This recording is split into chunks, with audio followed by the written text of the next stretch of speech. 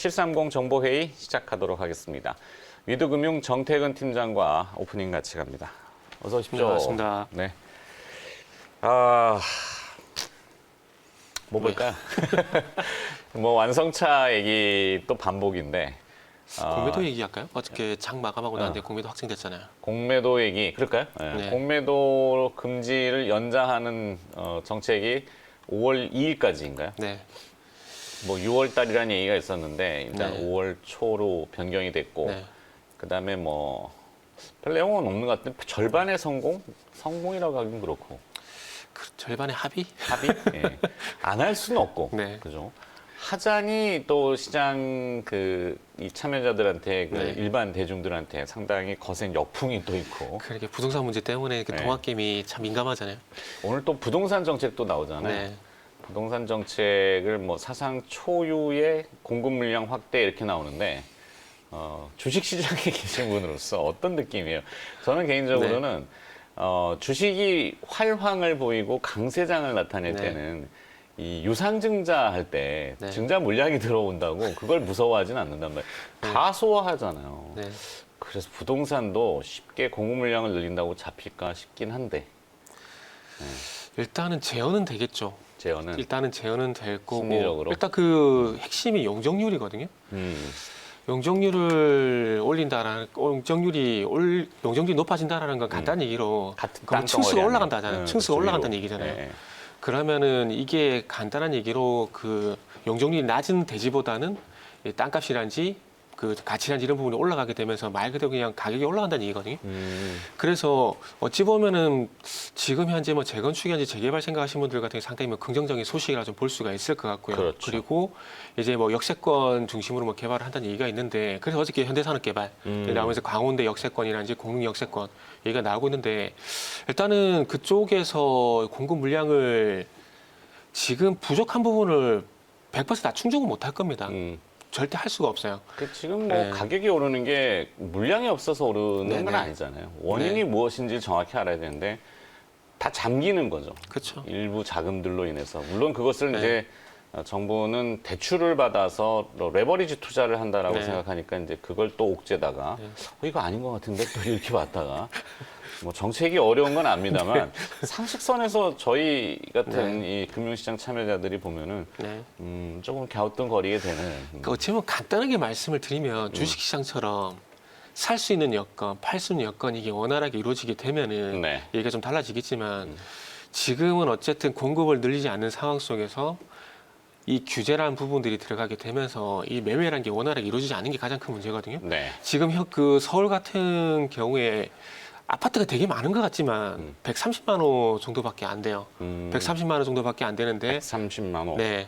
근데 거기에 뭐 4인 가구 치면 네. 이것도 뭐 600만 정도. 서울 인구가 1000만이 이제 밑으로 떨어졌잖아요. 그럼 집이 없나? 그게 아니라 이게 자가 보유율이 떨어져서 그래요. 제가 보여요. 130만 원 정도 되지만 네. 떨어지고 그리고 웃긴 건 여기 130만 건물도 원 있으시고 뭐 예? 많잖아요. 어디 뭐라고요? 아닌가? 아닙니다. 아니요, 아직 아니에요. 알부자로 하시는데. 네. 제 그런 소문이 났더라고요. 그러니까 저는 알부자 그러면은 사실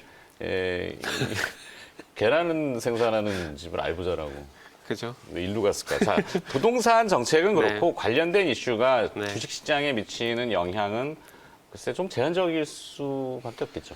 그죠. 제한적일 거고 이제 2021년도에 수혜가 있는 종목도 좀 압축을 해야 될 것 같아요. 그래서 저는 건설주 같은 경우에 그래서 두 종목 얘기를 하고 있는데 올해 또 분양 물량이 한 34만 호 정도 같아요. 네. 그래서 거기서 대우건설이 34,000호, GS건설 28,000호 정도 가까이 되면서 원투라 좀 보시면 될 것 같은데 그래서 어쨌든 분양 물량을 보게 되면은 대우건설, GS건설을 볼 수밖에 없을 것 같아요. 그리고 아시겠지만 작년에 과천 지정차 같은 경우에도 푸르지오 모델이 있었고 최근에 하남가미 같은 경우에도 푸르지오였었고 그러니까 대우 브랜드가 계속해서 이제 그 언급이 되고 있고 예, 그러네요. 그리고 브랜드 가치를 보게 되면은 그러니까 거의 한 10명 정도 물어보게 되면 어떤 브랜드가 좋아하면 다 자이에요. 9명 정도는. 네. 예. 그러다 보니까 브랜드 선호도 측면에서 보게 되면 GS건설인데 그래서 대우건설과 GS건설 우선적으로 보는 게 좀 좋을 것 같고 아마 이번 역세권 개발 어떻게 진행될지 모르겠지만 어쨌든 현대산업개발이 공릉이라든지 강원도 역세권을 이제 가져가고 있는 상황이기 때문에 아마 현대산업개발도 봐야 되는데 이건 여담입니다. 그래서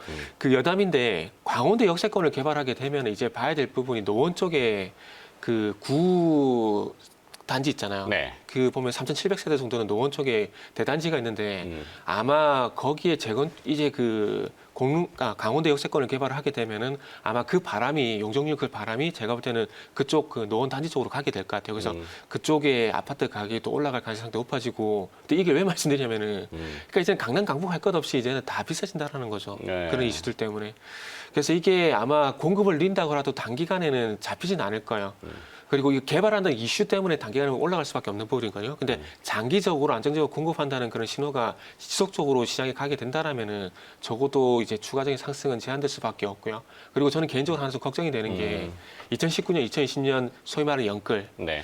이분들이 제가 볼 때는 나중에 시장에 변화가 생겼을 때 못 버틸 것 같아요. 왜냐하면은 시장 금리 측면에서 보게 되면은 그렇죠. 이자 부담이 분명히 발생이 될 앞서 거고. 제가 또 인플레이션 얘기 잠깐 해드렸잖아요. 그러니까요. 네, 미국 국채금리가 계속 모니터링 네네. 대상이란 말이죠. 그게 무엇을 의미하는지는 네네. 몰라도 전 세계 금리의 기준이기 때문에 네네. 네, 그 금리가 올라가는 네. 그거는 좀 잘 관찰을 해야 그렇죠. 된다. 그런 대출 부담 있죠. 그리고 지금 세금 정책이 바뀌지 않는 전제를 깔게 되면은 보유세에 대한 부담도 클 수밖에 없어요. 네. 근데 이게 여건이 되신 분들은 버티시겠지만은 뭐 저희 같은 사람들 같은 경우는 이 보유세 부담에 대해 보유세라든지 세금에 대한 부담이 이거 무시할 수 없는 부분들이거든요. 그래서 그러니까 어쨌든 연끌을 한 것은 뭐 이런 부분도 충족을 했겠지만은 분명한 그 투자적인 측면도 분명히 있을 겁니다. 네. 그래서 이게 안 올라가기는 의미가 없거든요. 그래서 연끌하신 분들 뭐 개인적으로 걱정이 된다는 여담도 좀 드리고 싶네요. 뭐 관리는 본인이 네. 알아서 해야죠. 해라 말아라 할 수는 없는 네. 거죠. 그냥 우리가 생각하는 바를 알려드리고 네. 그것이 다 맞진 않잖아요. 또. 그러니까 소위 끝물에 잡으셨을 것 같아서 그게 걱정인 거죠. 주식이?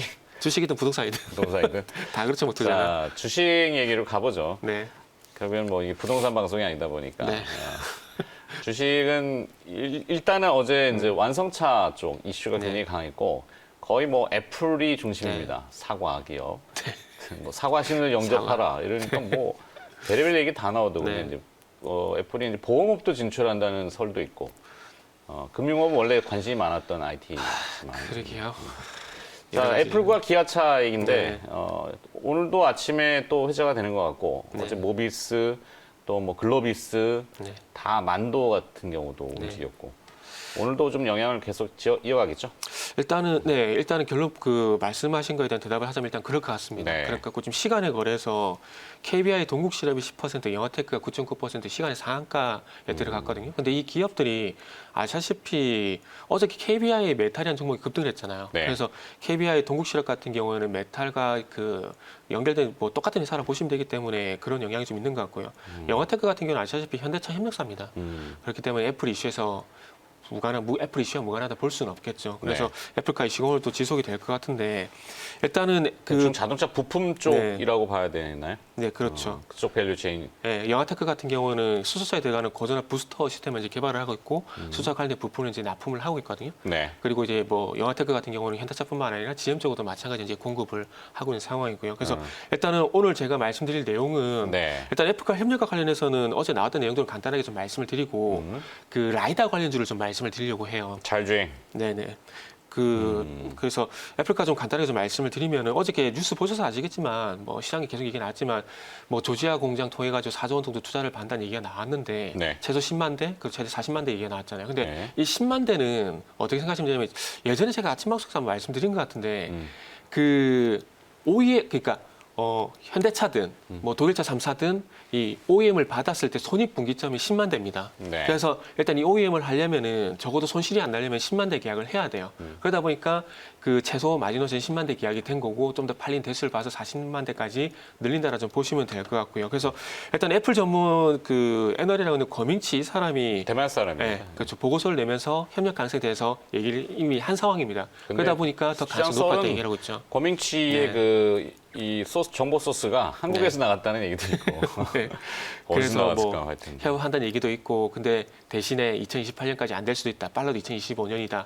이런 얘기 나오는데 뭐 늦어지든 빨라지든 어쨌든 한다는 게 결론이거든요. 네. 한다는 결론이기 때문에 일단은 뭐 우리나라 속담에 뭐 아니 땐 굴뚝 연기나리 이런 얘기가 있잖아요. 그래서 그런 측면에서 좀 보시면 될 것 같아요. 그래서 로이터 통신 같은 경우도 2024년 애플 자율주행 전기차 공개 예정이라고 보도를 하고 지금 있는 보도는 상황이고. 안 나왔는데 시장에 워낙 지금 뭐 네네. 소문들이 무성합니다만 네네. 가능성이 전혀 없지 않은 그 네네. 아니 땐 굴뚝 연기 네. 얘기하셨지만 조지아 공장, 기아차의 조지아 공장을 애플이 라인으로 이용하고 네. 근데 그게 매력이 그렇게 높지는 않기 때문에 그래서 모비스 기아차가 가지고 있는 네. 현대모비스의 지분을 애플.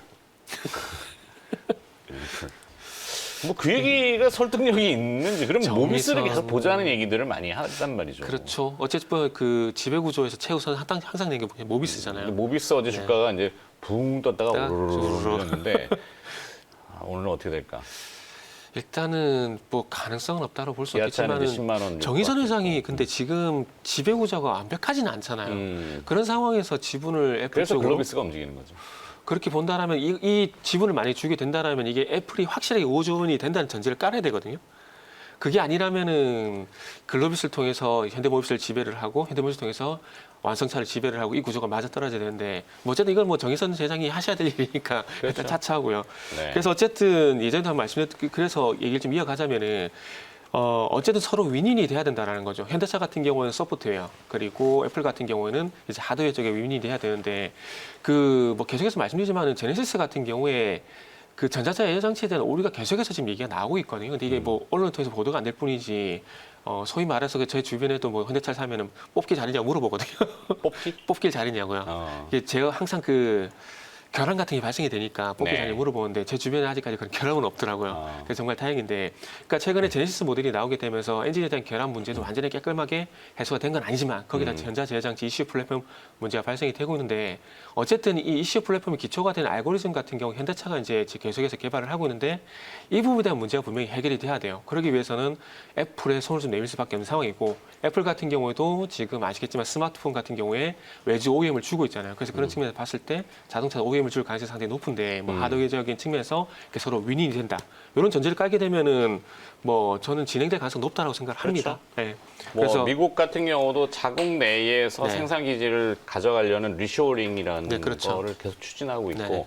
그게 이제 미국 내에서의 고용과 또 직계된 그렇죠. 부분이고 여러 가지 다 네네. 이 부합이 되는 그리고 애플이 만약 OEM을 주고 미국 조지아 공장뿐만 아니라 이게 만약 또 증설에 나서게 되면 미국에서는 입장에 좋은 일이니까 그렇죠. 그럴 수가 근데 있겠죠. 실제 수익성은 그렇게 높지는 않잖아요. 그쵸. 전기차가 아까 말씀하신 대로 뭐 얼마나 생산이 네. 많이 될지 모르겠지만 이익은 많지는 않을 거라는 네. 거. 근데 그럼에도 불구하고 여러 가지 또 부수적인 네. 그 이익이 더 있기 때문에. 그러니까 전략적으로 좀 같이 원천 호흡하는 기술 측면에서 이제는 해석을 해야 되겠죠. 근데 네. 거기다가 손익 분기점이라 수 10만 대까지 하게 된다라면은 현대차 쪽에서 제가 볼 때 손해 볼 일이 전혀 없어요. 거죠. 그렇죠. 네. 네. 그래서 어저께 좀 부각이 됐던 종목들이 뭐 기아 서플라이 체인 중에서 그러니까 조지아 공장 서플라이 체인 그러니까 기아차만 공급하는 서플라이인이 두 개사가 있는데 이게 대기산업하고 세원전공이라는 회사가 있습니다. 근데 전기업이군요. 네. 근데 상장이 안 돼 있어요. 대기산업은. 비상장으로. 네, 대기산업은 상장이 안 돼 있고 세원전공은 지금 거래 정지가 돼 있어요. 네.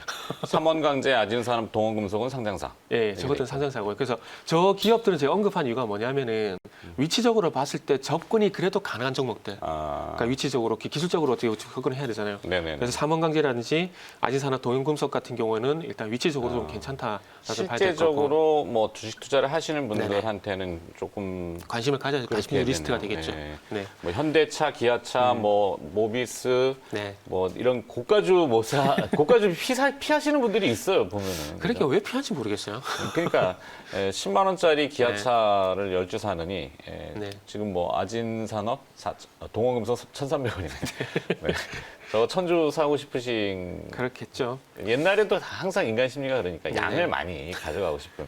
근데 꼭 그게 수익률로 네. 될지는 잘 모르지만 하여튼 뭐 저렇게 밸류 체인이 연결돼 네. 있다. 그리고 있고 앞서 이제 자율주행과 관련된 네. 이야기 좀 해주셨잖아요. 라이다. 예, 이제부터 중요한데 이제 그렇죠. 빨리 좀 간단히 좀 말씀드릴게요. 그 라이다 기술 주목을 해야 될 수밖에 없는데 예전에도 한번 말씀했지만은 작년에 그 아이패드에 이미 라이다 스캐너 기술이 들어가고 있고 이 그렇죠. 아이폰 12 기술에도 마찬가지로 들어가고 오면서 앞으로 어쨌든 뭐 테슬라 같은 경우는 카메라 장착을 하게 되지만 여타 다른 업체들 같은 경우 라이다 쪽으로 갈 수밖에 없는데 일단은 뭐 라이다 기술 간단하게 말씀을 드리면은 자동차 주변을 3차원으로 재구성을 해서 컴퓨터가 인식을 하게 하는 기술입니다. 그러니까 일종의 그 3D 기술을 이용해서 이 돌발 상황의 어떤 회피 이런 부분들을 접목하는 기술이라고 보시면 될 것 같은데 정확도 측면에서는 가장 앞선 기술이라고 이제 평가를 하고 있습니다. 그렇기 때문에 앞으로 라이다 스캐너 관련된 기업들을 봐야 되는데 일단은 애플가를 보게 되면 지금은 뭐 OEM 그 완성자 쪽으로 계속 하드웨어 쪽으로 보다 보니까 방금 말씀드린 기업들만 부각이 되고 있는데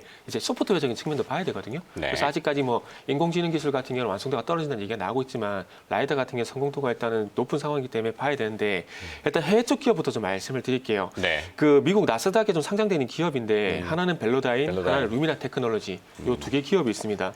그래서 벨로다인 라이다 같은 경우에는 2018년 10월달에 나스닥에 좀 상장이 돼 있고요.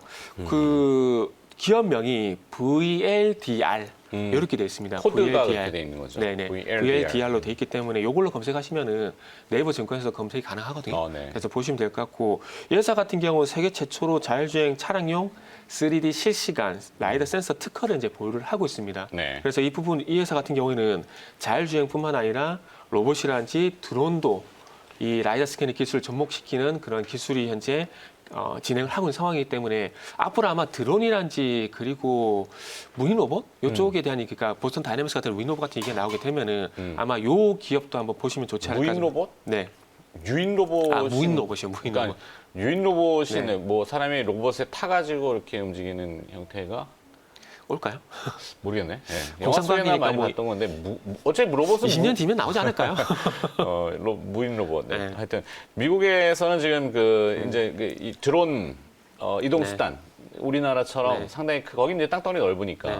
굉장히 큰 이슈가 되는 모양이더라고요. 그래가지고 아마존 같은 게 가끔씩 뭐 그 기구선 해가지고 드론 이렇게 따라다니는 게 보면 우스갯소리로 캐리어라는 얘기를 하고 있는데 네, 그래요? 아마 스타크래프트 아시는 분들은 무슨 말인지 아실 거예요. 네네네네. 알아듣는 저도 희한하네. 네. 그러네요. 자, 그래서 라이다. 네. 그러니까 좀 쉽게 말씀드리면은 이제 그 우리 차량에 보면 어라운드 뷰라는 기능이 그렇죠. 있어요. 네. 차량에 딱 타면은 이 대시보드 화면에 네네. 차량 주변을 다 비추잖아요. 네네. 카메라 여러 개를 놓고 네네. 그 영상을 조합해가지고 구성하는. 네. 그리고 이제 뭐 요즘 그 부동산 프로그램들 많이 네네. 나오는데 뭐 무슨 하우스 하우스 네. 하잖아요. 그러면 딱 가면은 층고가 높은 데 가면은 이게 몇 미터쯤 될까요? 그래갖고 측정하는 기계. 네.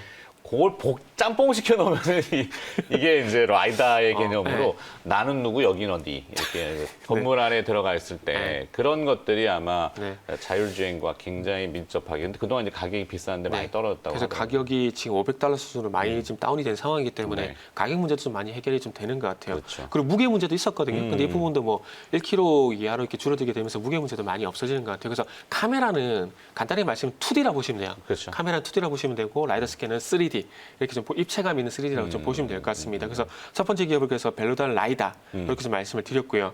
그리고 두 번째 기업이 루미나 테크놀로지가 LAZR.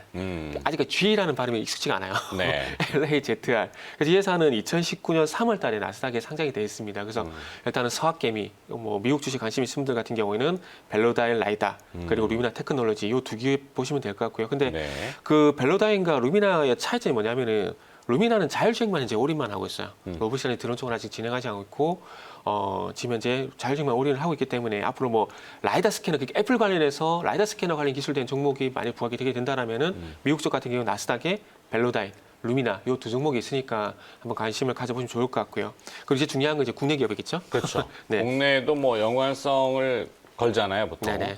뭐 언급되는 기업들이 뭐가 있을까요? 네, 우리나라는 지금 언급되는 종목들이 i3 시스템, 서울 바이오시스, LMS, 원이큐브, 모아텍, QSI, 에이테크 솔루션, 유진로봇 이렇게 있는데요. 네. 일단은 i3 시스템, 서울 바이오시스, LMS, 원이큐브를 좀 말씀드리고 싶은 게 화면에 지금 위에요. 정리나가고 있네요. 위에 네 종목.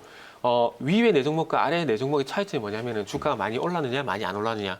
위에가 좀 많이 안 올랐어요. 그래서 위쪽이 안 올랐다. 네네. 그래서 위에 있는 종목들이 앞으로 오를 가능성에 대비해서 한번 보시는 게 좋지 않을까 생각이 되는데 자율주행 그러면 라이다 얘기가 꼭 들어갈 거고 그렇죠. 그 라이다 관련주로는 해외에는 벨로다인 벨로다인. 라이다가 있고 루미나 테크놀로지가 네, 있지만 테크놀로지. 그거는 이제 해외 주식에 네네. 관심 있는 분들의 조금 국한되고 네. 국내 주식을 본다면은 요거 저런 여덟 기업들. 종목. 네. 근데 아마 위에 더 나올 기업들은 겁니다. 주가가 많이 네 네. 종목은 오르지 않았고 네네. 밑에 모아텍, QSI, 에이테크 솔루션, 유진로봇은 이미 주가가 좀 좀 많이 올랐습니다. 네. 많이 올랐어요.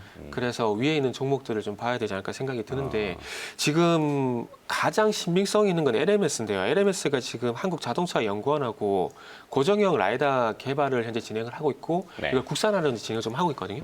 그래서 LMS 위에 네 종목 중에서 LMS가 일단은 신빙성이 가장 높다고 봐야 될 것 같고요. 그 아래 네 종목 중에서는 일단은 자율주행 기술이 적용되고 있는 3D 스캐닝 라이다를 이제 출시를 했는데 이게 얼마 전에 뉴스가 나왔습니다. 유진로봇. 네. 요 종목이 나왔었거든요.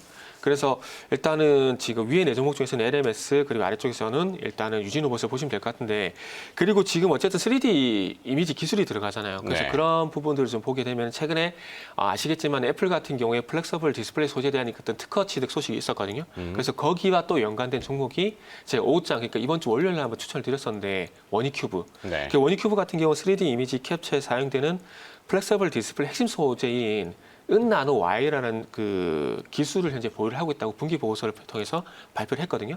네. 근데 이게 확실시 이게 그러니까 확실하게 상용화에 대한 부분들은 아직 진행은 안 됐습니다. 그러니까 이런 기술을 보유하고 있다라는 그 이유가 일단은 분기 보고서 통해서 발표가 됐기 때문에 그러니까 소위 말하는 관련주로서 이렇게 한번 보시라고 좀 월요일에 말씀드렸었고요. 그래서 일단은 뭐 아이시스템, 서울바이오시스 뭐 여러 종목을 좀 말씀드렸는데 일단 원익쿠브는 제가 좀 추천드린 종목들이고 그 실제로 어떤 연관성 있는 종목은 많이 올랐던 작게 올랐던 간에 LMS 그리고 유진노버 요게 일단 좀 최근에 나온 뭐 관련주 중에선 최고로 좀 신빙성이 있다라고 좀 말씀드려야 될 것 같아요. 네.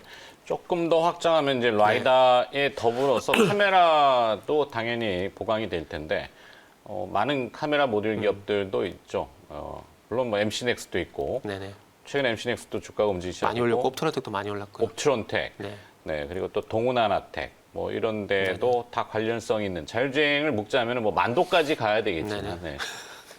그러면 뭐 다시 현대차, 기아차 이렇게 가야 되고 그럼 또 올라가면 또 애플로 가야 되고 결국 애플 사는 게 맞네요. 네. 네. 근데 많이 올랐으니까 이제 뭐 덜 오른 종목을 좀 보자는 측면에서 오늘 뭐 나스닥 상장된 2종목 그리고 뭐 저 8종목 알겠습니다. 지금 개별주 화면에 나오고 있습니다만 라이다 관련주로 좀 큰 종목을 보시겠다 그러면 직접 연관성은 만도입니다. 만도. 네. 만도는 라이다를 만들어요. 네, 그러니까 네. 뭐 하여튼 대형주를 좀 보시고자 하면은 저렇게 하시면 될 것 네. 같고. 정리할까요? 그래서 일단 오늘 뭐 라이다 관련 종목들 뭐 다 말씀드린 것 같아요. 네. 조금 빠르게 이야기를 해주셨고 여러 개의 종목이 네네. 있었지만 그래도 많이 도움이 된 것 같습니다. 자막이 나갔으니까 뭐 그렇죠? 메모가 충분히 되실 것 같아요. 네네네. 네. 네. 730 정보회의 마치도록 하죠. 위드금융 정태근 팀장 수고해 주셨습니다. 고맙습니다.